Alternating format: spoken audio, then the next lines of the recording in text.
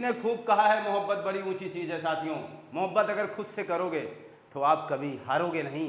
मोहब्बत अगर गैरों से करोगे तो आप कभी लड़ोगे नहीं। यही मोहब्बत अगर परिवार से करोगे तो आप कभी झुकोगे नहीं।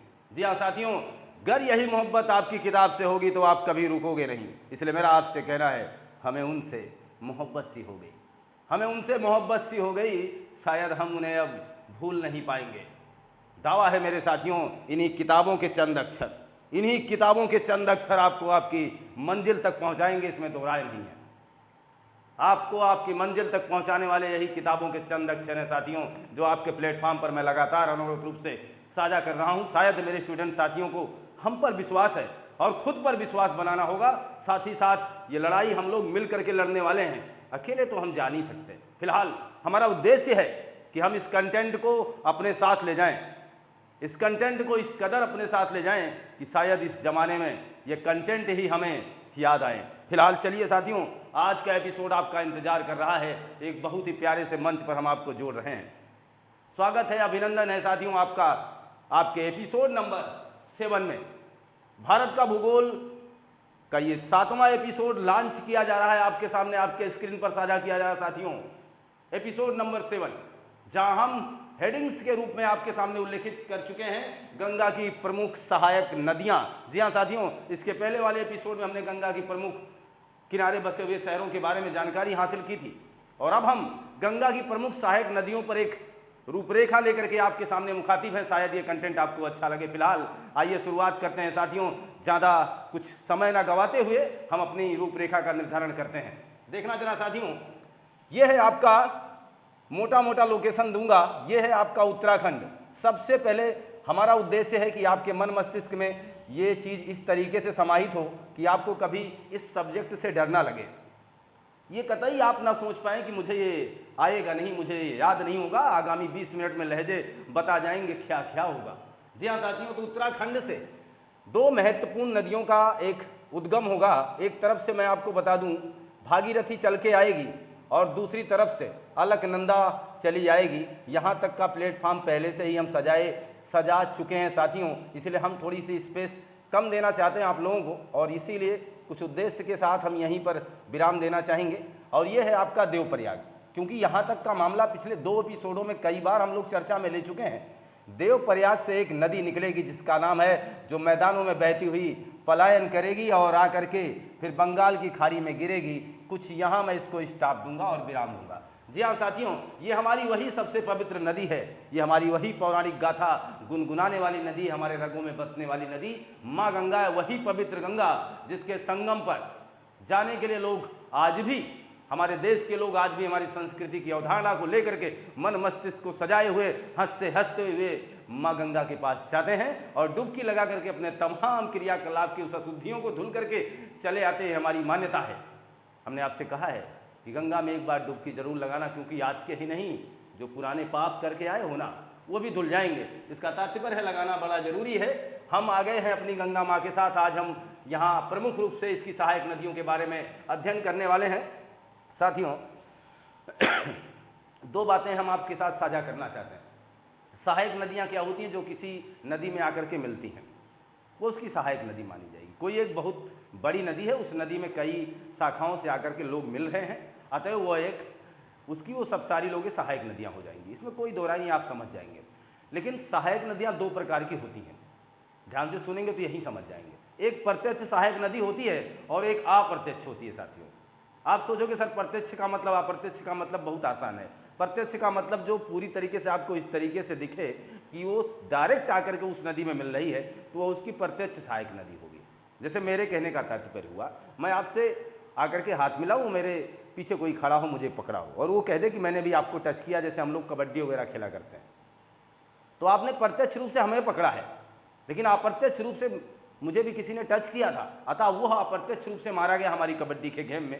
और वही जो अप्रत्यक्ष रूप से पकड़ा गया या मारा गया, वाकई में वही अप्रत्यक्ष सहायक नदियाँ होंगी। दिखेंगी वो भी, लेकिन वो उस शाखा में आके जुड़ेंगी, मेन शाखा में नहीं जुड़ेंगी। मेरा मानना आप समझ गए हैं। चलिए ठीक ठाक है, कोई बात नहीं, यहाँ से आगे गाड़ी अपनी दौड़ाई जाए। देखना यहाँ एक, अब ये मत सोचना कि मेरे पास स्पेस कम है तो मैं उस हिसाब से काम करूँगा। यहाँ एक पहाड़ी है साथियों, पहाड़ी जिसका नाम है दूधा टोली। सुनते भी रहिएगा, अगर कोई अक्षर छोटे हो जाए तो आपके नोटबुक पर जाने चाहिए।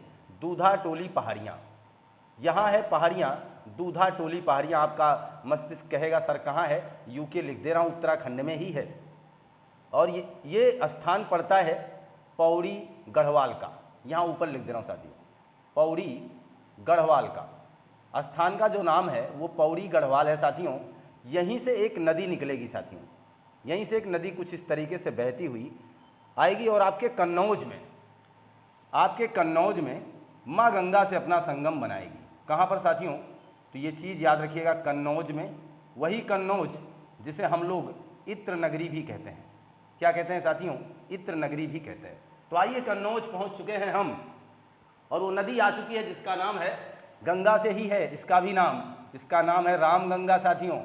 तो कौन सी नदी आई है बहती हुई दोस्तों, रामगंगा नदी हमारे दूधा टोली पहाड़ी पौड़ी गढ़वाल से निकल करके कन्नौज में आकर के गंगा से मिलती है। पूरी तरीके से प्रत्यक्ष सहायक नदियों में गिनी जाएगी। दूसरा महत्वपूर्ण सीक्वेंस मैं आपको बताऊं, आपका एग्जामिनर आपसे क्या जानना चाहता है।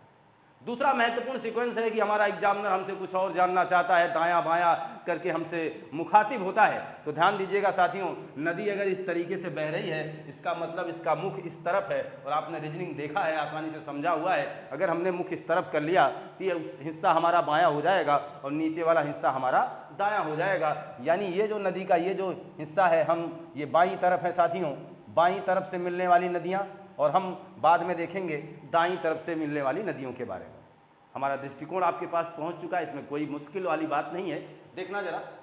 और अगर हम इसी रामगंगा के बारे में बात करते हैं साथियों, तो यहीं देखना मुरादाबाद, कुछ महत्वपूर्ण बातें लगे हाथ करते रहे हम लोग। मुरादाबाद साथियों, बरेली, मुरादाबाद, बरेली, बदायूं जैसे महत्वपूर्ण शहर किस नदी के किनारे बसे हुए हैं, तो ध्यान देने वाली बात है हमारे दोस्त साथियों, रामगंगा नदी के किनारे बसे हुए हैं। कन्नौज नदी को भी हम कह सकते हैं संगम पर है।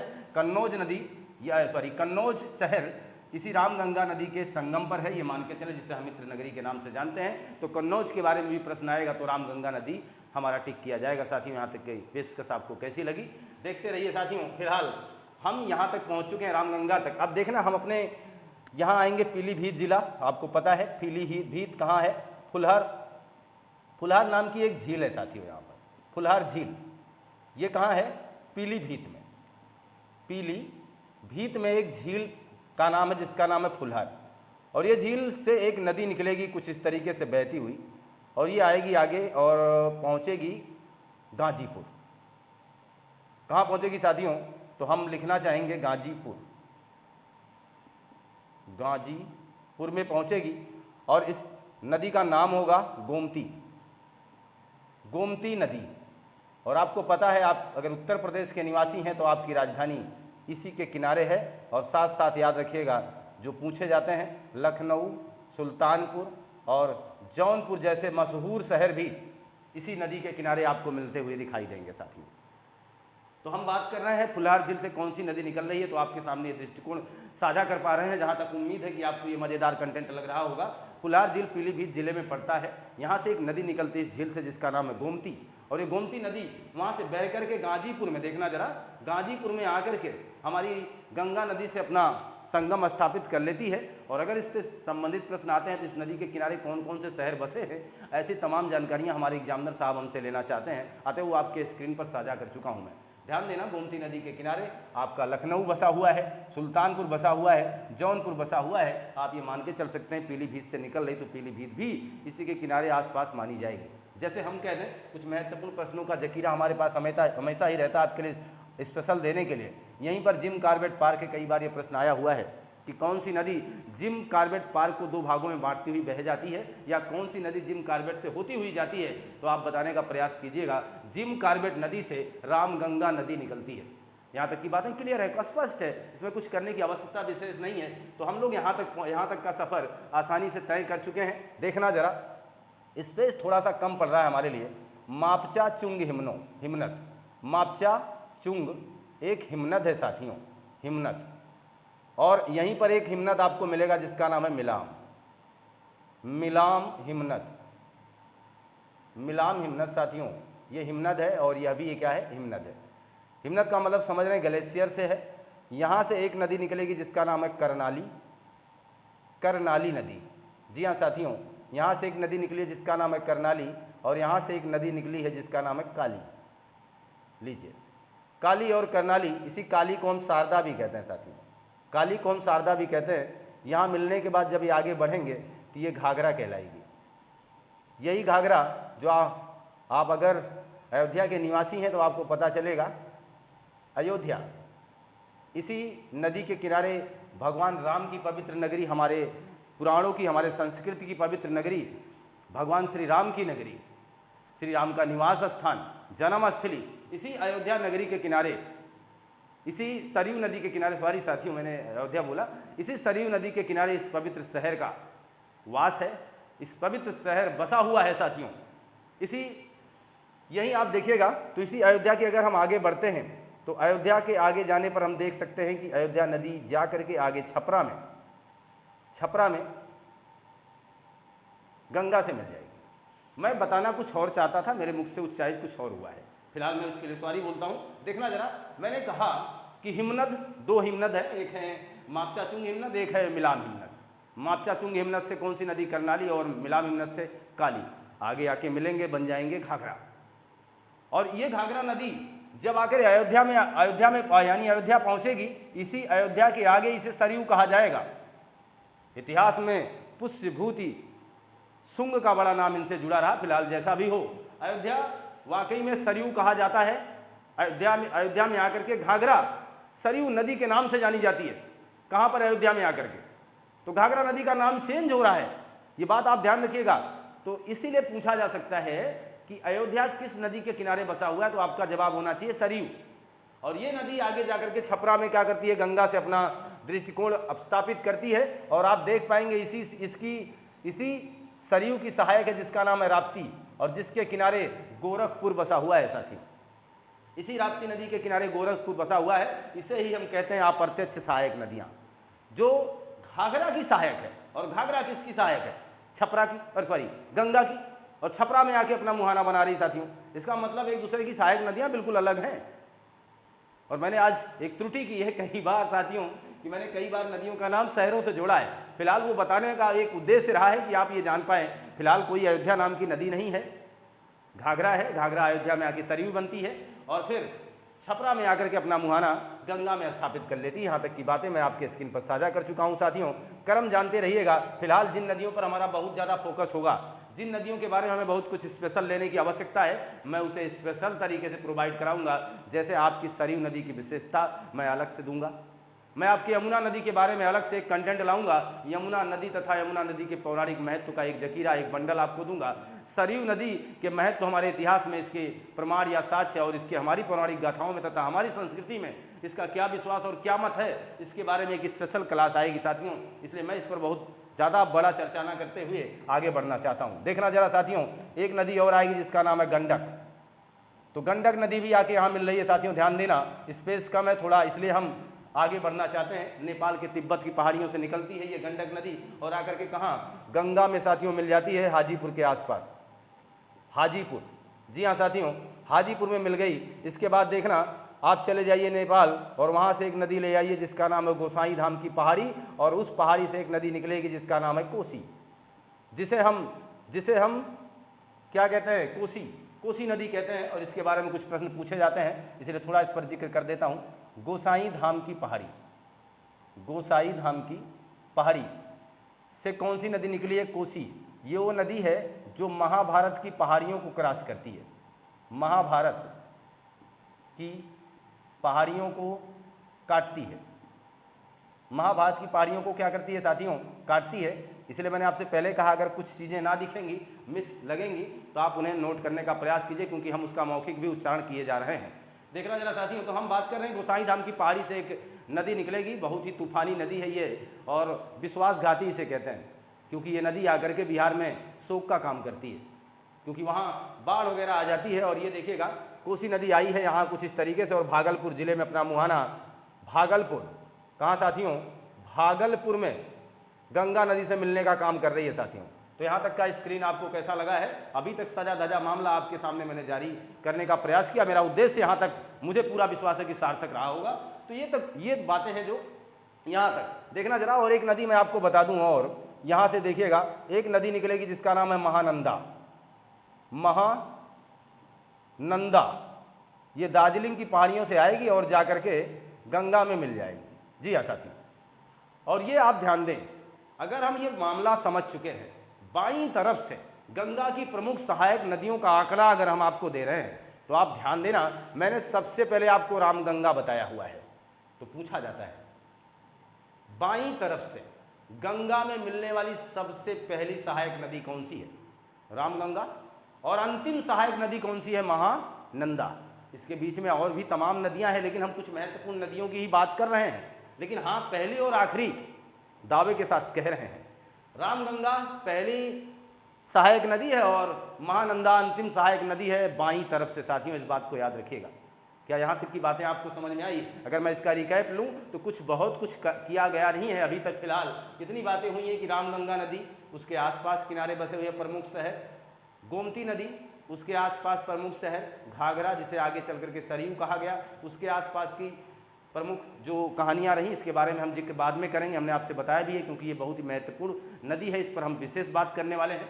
इसके बाद गंडक नदी, गोसाई धाम की पहाड़ी से निकलने वाली कोसी नदी, महानंदा नदी, इन तमाम नदियों पर हमारा एक दृष्टिकोण साझा हो चुका है साथियों। फिलहाल यहाँ तक की बातें मुझे पूरा विश्वास आप समझ गए होंगे। ऐसे महत्वपूर्ण क्वेश्चन तो हमारे पास आते जाते रहते हैं। देखिए, जौनपुर का नाम पुनः लेने जा रहे थे, इसलिए याद आ गया, इसी जौनपुर को फिरोज शाह तुगलक ने बसाया था साथियों। फिरोज शाह तुगलक ने बसाया था, और इसे ही सिराज ए हिंद कहा जाता है साथियों। सिराज ए हिंद, ध्यान देना, कई बार ये प्रश्न आया हुआ है। जौनपुर को किसने बसाया था? तो फिरोज शाह तुगलक ने। किस शहर को सिराज ए हिंद कहा जाता है? तो जौनपुर को सिराज ए हिंद कहा जाता है। किस शहर को इत्र नगरी के नाम से जानते हैं? तो आपके कन्नौज को इत्र नगरी के नाम से जाना जाता है साथियों। फिलहाल यहाँ तक की बातें मुझे पूरा विश्वास आप समझ गए हैं। देखना जरा, तो ये बाईं तरफ से थी। अब कुछ दाईं तरफ से मिलने वाली सहायक नदियों की बात कर लेते हैं। देखना, आप आइए यहाँ, हम आपको पहुँचाना चाहते हैं कुछ एक ऐसी पहाड़ी के पास जिसे हम कहेंगे यमुनोत्तरी। यमुनोत्तरी, और यहाँ पर एक चोटी का नाम हम आपके सामने लिखेंगे, क्योंकि कई बार यह भी पूछा गया है, बंदर पूंछ चोटी। यहाँ से एक नदी निकलेगी और कुछ इस तरीके से बहती हुई कहाँ पर साथियों? ले आइए कहाँ, और आप ये मान के चलें, ये आ गई यहाँ, ये आ गई यहाँ। ये स्थान कौन सा है? विशेष याद रखिएगा, प्रयागराज, जिसे इलाहाबाद कहा जाता था। इलाहाबाद, दोनों नाम लिख रहा हूँ मैं, प्रयागराज, इलाहाबाद। ये वो नदी है जो भगवान श्री कृष्ण से संबंध रखती हुई हमारे इतिहास में थी, जिसे हम यमुना कहेंगे साथियों। यमुनोत्री में लिखने जा रहा था, यमुना नदी। यमुना नदी की विशेषता है, ये गंगा की सबसे बड़ी सहायक नदी है। गंगा की सबसे बड़ी सहायक नदी है, और ये प्रत्यक्ष है। लेकिन अगर हम बात करें, देखिए, इससे तमाम नदियां आके मिलेंगी, जैसे चंबल होगी, बात होगी बाद में इस पर, सिंध होगी, बेतवा होगी, केन होगी। ये तमाम इसकी सहायक नदियां जो हैं चंबल से आके मिलेंगी, जो कि अप्रत्यक्ष रूप से गंगा की सहायक नदी मानी जाएंगी साथियों। मैंने क्यों कहा कि इस पर हमारी चर्चा बाद में होगी? इसका कारण है, इसका कारण यह है कि इस पर चर्चा हमारी बाद में इसलिए होगी क्योंकि यमुना भी हमारी काफ़ी पवित्र नदी रही है और हमारी संस्कृति में इसका बहुत ही ऊंचा स्थान रहा है। इसलिए हम यमुना के बारे में बहुत और कुछ जानेंगे, अपनी पौराणिक गाथाओं से मिलता जुलता भी प्रश्न निकालेंगे। हर बातों को मैं आपके सामने साझा करूंगा। इसका मतलब आपका स्क्रीन अभी नदियों से हटेगा नहीं, सजेगा। अभी हम इसके बाद यमुना और सरयू नदियों के महत्वपूर्ण जानकारियों को अलग अलग कंटेंट में लेकर के मुखातिब होंगे, आपके साथ जुड़ेंगे और उनसे बनने वाले तमाम प्रश्नों को आप तक पहुंचाने का हमारा प्रयास होगा साथियों। फिलहाल देखना जरा, तो मैं बात कर रहा था कि दाईं तरफ से यमुना सबसे बड़ी है। वाकई में वैसे भी यमुना से बड़ा कोई है नहीं।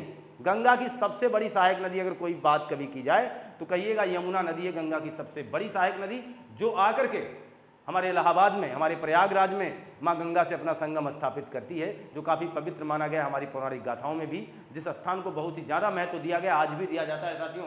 फिलहाल देखिए, यहाँ तक की बातें हम अगर कर चुके हैं तो इसी कड़ी में हम आगे बढ़ेंगे। और यमुना के बारे में देखिए, मैं कुछ बात नहीं कर रहा हूँ कि कौन से शहर, मथुरा वगैरह कहाँ बसे हुए हैं, मैं इन पर चर्चा नहीं कर रहा हूँ, क्योंकि मुझे पता है कि यमुना के बारे में मुझे अलग से स्पेशल सीरीज ला करके देनी है। गंगा के बारे में हम तो ले चुके हैं, गंगा किनारे बसे हुए शहरों के बारे में जान चुके हैं, गंगा की सहायक नदियों के बारे में जान ही रहे हैं। कुछ इसी तरीके से, इसी पर्पज, इसी उद्देश्य के साथ साथ हम यमुना नदी के बारे में भी आपसे मुखातिब होंगे। इसलिए इस कंटेंट को यहीं पर, यानी यमुना संबंधित बातों को यहीं पर विराम दे रहा हूँ। देखना जरा साथियों, अगर हम इस कंटेंट को थोड़ा सा आगे दौड़ाएं तो ध्यान दे पाएंगे। एक नदी यहाँ से ध्यान देना, कुछ ऐसे ही याद कर लीजिए आप। एक नदी है जिसका नाम है टोंस, दाईं तरफ से मिल रही साथियों टोंस नदी। और एक देखिएगा, एक नदी है जिसका नाम है कर्मनासा, काफ़ी प्रदूषित है, प्रदूषण की वजह से जानी जाती है, याद रखिएगा, प्रदूषित नदी है। और इन नदियों में जितनी नदियों का जिक्र किया जा रहा है सबसे ज़्यादा प्रदूषित ही है कर्मनासा, टोंस नदी, कर्मनासा नदी। इसके बाद देखिए आप आइए, मध्य प्रदेश में एक पहाड़ी आपको मिलती है जिसका नाम है अमरकंटक की पहाड़ी। अमरकंटक की पहाड़ियाँ साथियों, इसी अमरकंटक की पहाड़ी से एक नदी निकलती है जिसका नाम है सोन, और ये जाकर के पटना में अपना मुहाना बनाती है साथियों। अमरकंटक की पहाड़ी से निकलती है सोन नदी, और इसी सोन नदी की सहायक है रिहंद नदी, जो कि अप्रत्यक्ष रूप से गंगा की सहायक मानी जाएगी। तो याद रखेंगे हम ये क्रम से, ये दाईं तरफ से मिलने वाली सहायक नदियों का हम आपको बंडल दे रहे हैं। इसका तात्पर्य यमुना हुआ, टोंस हुआ, कर्मनासा हुआ, सोन हुआ, यहाँ तक कि अप्रत्यक्ष रूप से रिहंद भी गंगा की क्या मानी जाएगी, सहायक नदी मानी जाएगी साथियों। एक नदी और आप यहाँ से याद रखेंगे, उसका नाम है पुनपुन नदी। पुनपुन नदी भी गंगा की सहायक नदी है। देखना जरा, अगर हम आपसे बात करें पिछले एपिसोड का, तो यहीं एक बैराज बना था जिसका नाम था फरक्का। फरक्का बैराज से हमने आपको बताया था कि गंगा दो महत्वपूर्ण शाखाओं में टूटेगी, एक का नाम होगा पद्मा और एक का नाम होगा हुगली। और यही हुगली नदी है जिसके किनारे कोलकाता बसेगा, और यहीं से ये नदी जाकर के दामोदर नदी इसमें आकर के अपना मुहाना बना लेगी, दामोदर नदी, वही दामोदर नदी जो कि छोटा नागपुर के पठार से निकलेगी। इन तमाम बातों पर हमारा आगे भी दृष्टिकोण बनेगा साथियों, इसलिए मैं एक पूरी रूपरेखा आप तक पहुंचाने का हमारा प्रयास रहा है और मैं ये प्रयास करूंगा। और इसके आगे मैंने आपसे कहा था पद्मा में आकर के ब्रह्मपुत्र मिलेगी, जो बांग्लादेश में जमुना कहलाएगी, और जब यही पद्मा और जमुना आगे बढ़ेंगी तो ये मेघना कहलाएंगी, और मेघना आगे जाकर के बंगाल की खाड़ी में अपना मुहाना बनाएगी और वहाँ सुंदर बन के डेल्टा का निर्माण करेगी, जो दुनिया का सबसे बड़ा डेल्टा है। इस पर हमारी चर्चा पिछले एपिसोड में एक विस्तृत रूप से हो चुकी है, अतः मैं इस बात को यहीं विराम दूंगा। यहाँ तक की बातें आपको कैसी लगी हैं, और मुझे पूरा विश्वास है कि यहाँ तक की बातों को आप समझ चुके हैं। पुनः मैं आपको अगर बताना चाहूँ, इससे आपको निचोड़ क्या निकालना है कि दाईं तरफ से कौन कौन सी नदियाँ मिल रही हैं, याद रखिएगा, रामगंगा, फिर इसके बाद गोमती, इसके बाद आपका घाघरा, इसके बाद गंडक, इसके बाद कोसी, इसके बाद महानंदा। इन नदियों को ऐसे ही आप क्रम से याद रखेंगे। अगर हम दाईं तरफ से बात करें तो यमुना आपके सामने टोंस हो गई, कर्मनासा हो गई, सोन हो गई, रिहंद हो गई, पुनपुन हो गई, और आप ये मान के चलें दामोदर भी हो गई। तो इन तमाम नदियों को हम कहाँ से देख पा रहे हैं कि ये दाईं तरफ से हमारी कहीं ना कहीं प्रत्यक्ष या अप्रत्यक्ष रूप से हमारी गंगा नदी में अपना मुहाना बना रही, यानी मिलने का काम कर रही हैं। तो ये सब गंगा नदी की सहायक नदियाँ मानी जाएंगी। प्रत्यक्ष और अप्रत्यक्ष को आप ध्यान रखिएगा कि कौन सी नदी प्रत्यक्ष रूप से जुड़ी हुई है और कौन सी नदी अप्रत्यक्ष रूप से गंगा में अपना मुहाना या सहायक नदी के रूप में कार्यरत है। यहाँ तक की बातें क्लियर है साथियों, आप इसका स्क्रीनशॉट ले लीजिए।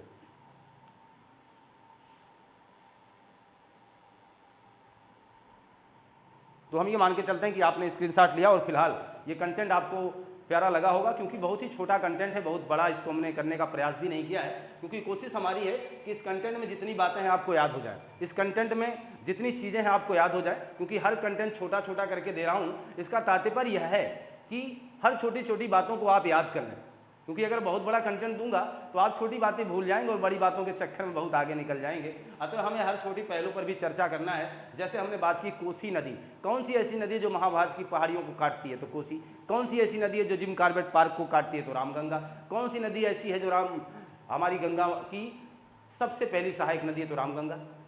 कौन सी ऐसी नदी है जो गंगा की सबसे बड़ी सहायक नदी है, तो यमुना। तो इन तमाम प्रश्नों का हम याद कर सके, इनके किनारे बसे हुए महत्वपूर्ण शहरों के बारे में जान सके, कहाँ इनका मिलान हो रहा, कुछ महत्वपूर्ण जानकारियाँ जैसे रामगंगा कन्नौज में मिल रही है, जैसे आपने देखा आपकी यमुना इलाहाबाद में यानी प्रयागराज में मिल रही है, जैसे आपने देखा गोमती गाजीपुर में मिल रही है। ऐसे तमाम प्रश्न हमारे स्क्रीन पर साझा किए जा चुके हैं, जो हमारे एग्जाम के दृष्टिकोण से काफ़ी महत्वपूर्ण होंगे। आशा है हमें ये कंटेंट आपको अच्छा लगा होगा। फिलहाल अब हमारी मुलाकात आपसे नए एपिसोड में होगी। पढ़ते रहिए, खुशहाल रहिए, मस्त रहिए। लाइक शेयर सब्सक्राइब करना मत भूलिएगा साथियों। आपका दिन शुभ हो, आपको बहुत बहुत धन्यवाद।